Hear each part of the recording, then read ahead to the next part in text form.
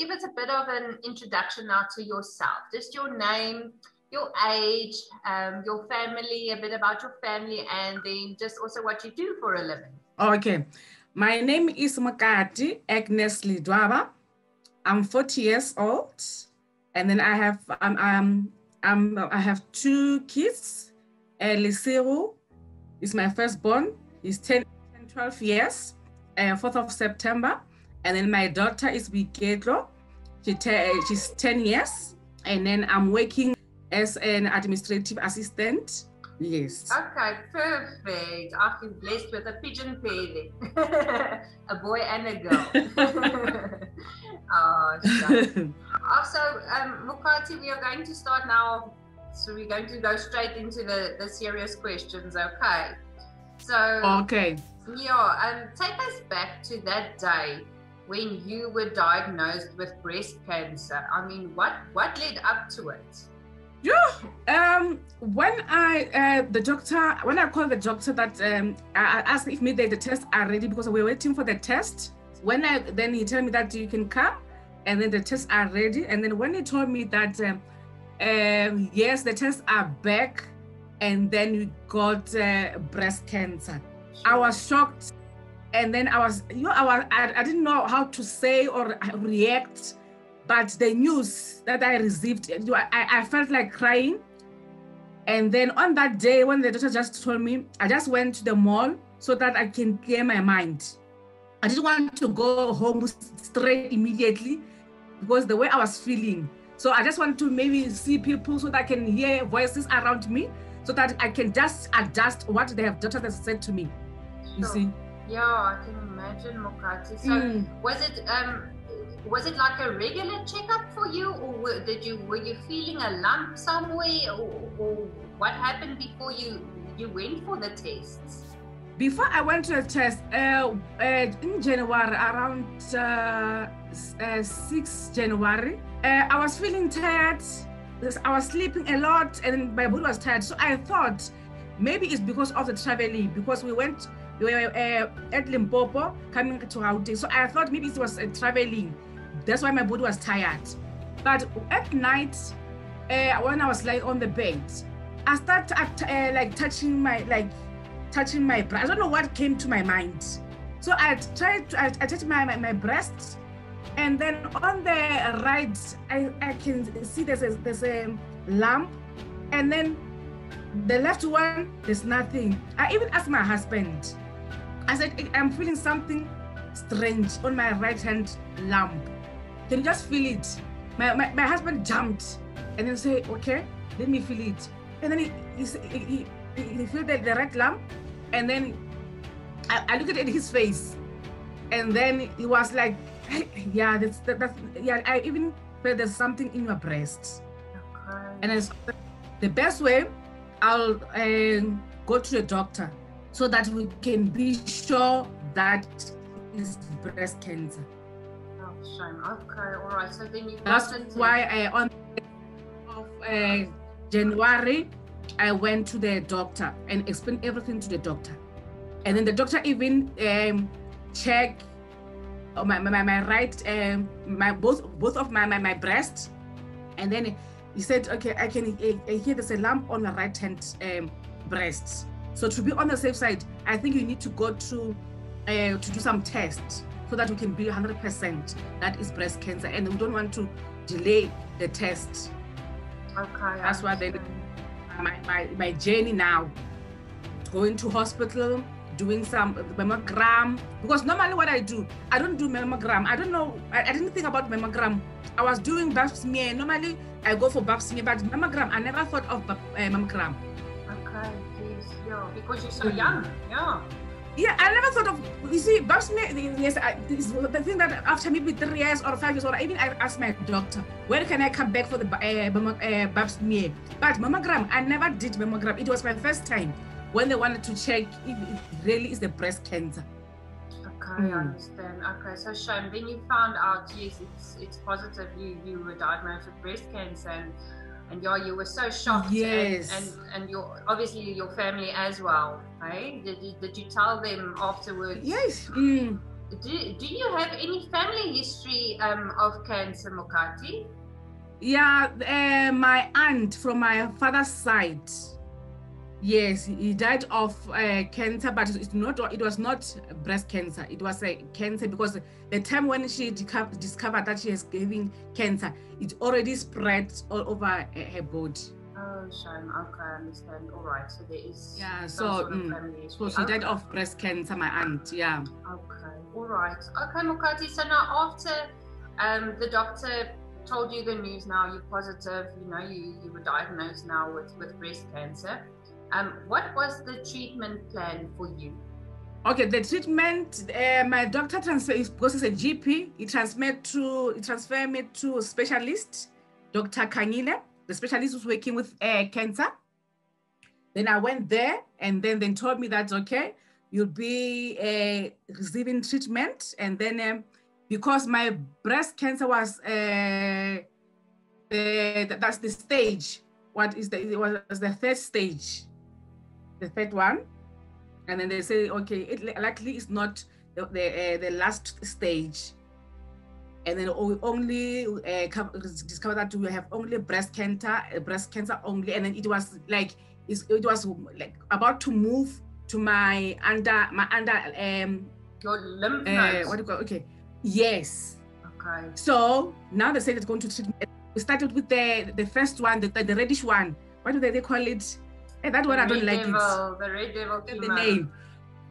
The red devil one. That one I don't like it because the first time when I took it, I spent about 2 weeks feeling lump, tired, and yes, that one, yes, it was hard for me.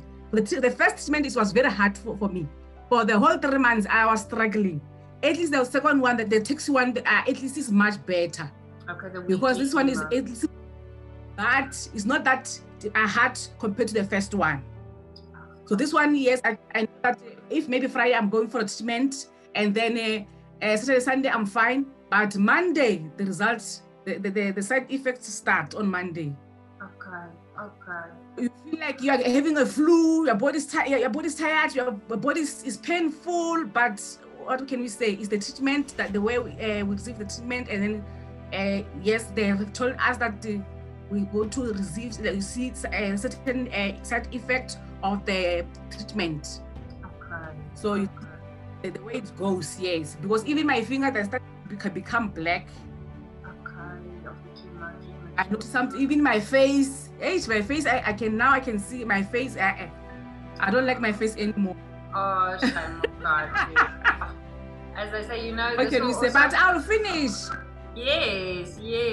No, yeah, I have this perception that I'll get there. I'll beat this breast cancer. There you go. That's the attitude. Yes. No. Okay. Yes.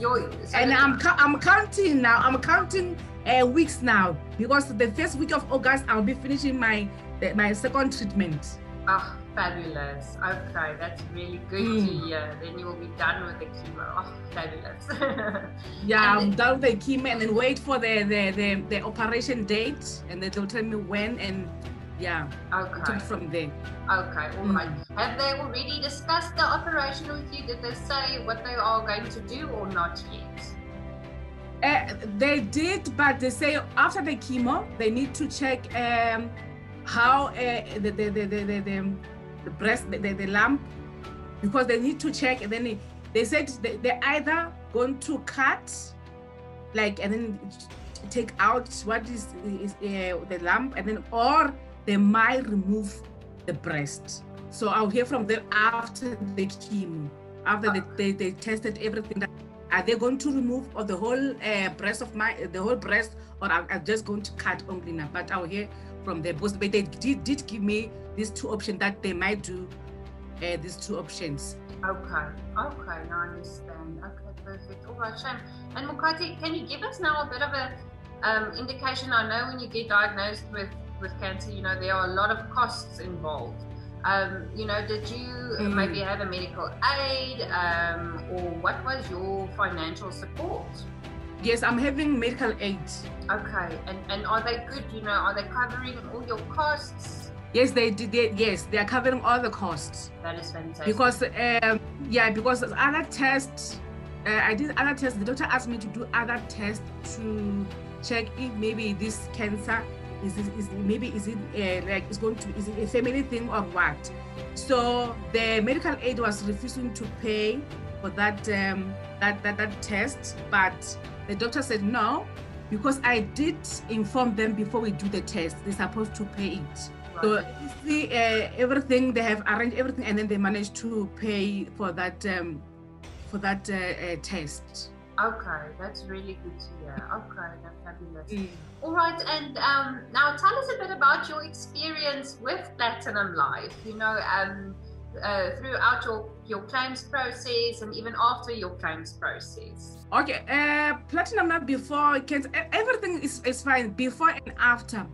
Platinum Life is a they are good with their clients, because they check you and then they ask if maybe you want to upgrade. They inform you of other things that you don't know, and even if now when I got diagnosis, they are very supportive, because they call me time and again to check on me, how far is the treatment treating me, and then how am I feeling? Am I like, they are very supportive, and I'm very grateful for that, and I appreciate a lot from Platinum Life. Oh, Shine, it's really a pleasure, Mokati. And you say, so your claims process, that also, did it go quickly? You know, and do you want to share with us a bit about what you were able to do with your payout? At the moment, with the payouts, some I did pay for my kids for school fees for next year. That's fabulous. And then I wanted to check what I can do, because I don't want to spend it, and I just want to see if all the bills medical aid can pay them, so that if they do pay, I can manage to pay, because I'm still having the long process to go for operation and then doing this and that. So I don't want to spend money, and then after that I struggle to make it like pay other bills that medical say they won't pay it. So I'm still having that money. I just kept it on my bank. I don't want to touch it until I can see everything has been paid off. Okay, that makes sense. I understand. But I don't want to risk. I don't want to risk it. No, that's clear. Okay, Mokati. And just now, lastly, Mokati, do you have any advice for someone who has just been diagnosed also with cancer? You know, because I mean, I think a lot goes through your head. But do you have any advice for someone who might have now also been diagnosed with cancer, or someone who might think, well, listen, cancer is not in my family, even it won't happen to me?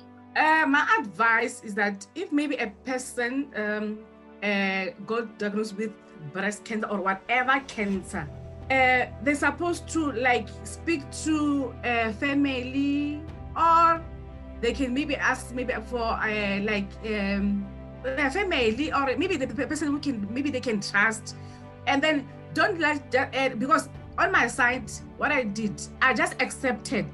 Once the doctor told me that, Agnes, you got breast cancer, I didn't ask God. I said, God, why me? No, because once you have a denial, you're going to like, you're going to like your mind. You won't be like, you want to like get sick, like, because this treatment is already we got sick and we got tired, and then if you have this negativity, you're supposed to be strong. You don't have to be negative. Just accept it that, okay, I got cancer and I'm going to fight it.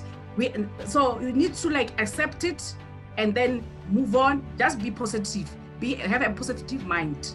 Accept it that you got disease and fight it, and then know that you tell yourself that I'm a survivor. I'm going to fight this disease, and then I'm going to, because other people, they did fight it. They are living healthy now at the moment as we speak, is what I can say. Okay, that's good advice. Good to fight and keep a positive attitude and just believe. That's great. Yeah, and then surround yourself with positive people. good. Yes, that's a good advice. Yeah, because people also can say shame. We don't need those shame. We need like people who can also say that, okay, Agnes, we're going to fight it. We're going to fight this. Is this? Be strong. Pray harder. God will answer your prayers. There we go. Thank you so much for your time, and I really wish you all the best still with the rest of your treatment and your road ahead with the operation still also that's lying ahead. I just really wish you all the best, and as you say, you're going to make it. You're going to fight this thing. I'm going to make it. There we go. I'm going to fight it. This cancer. Yes, I'm going to fight it.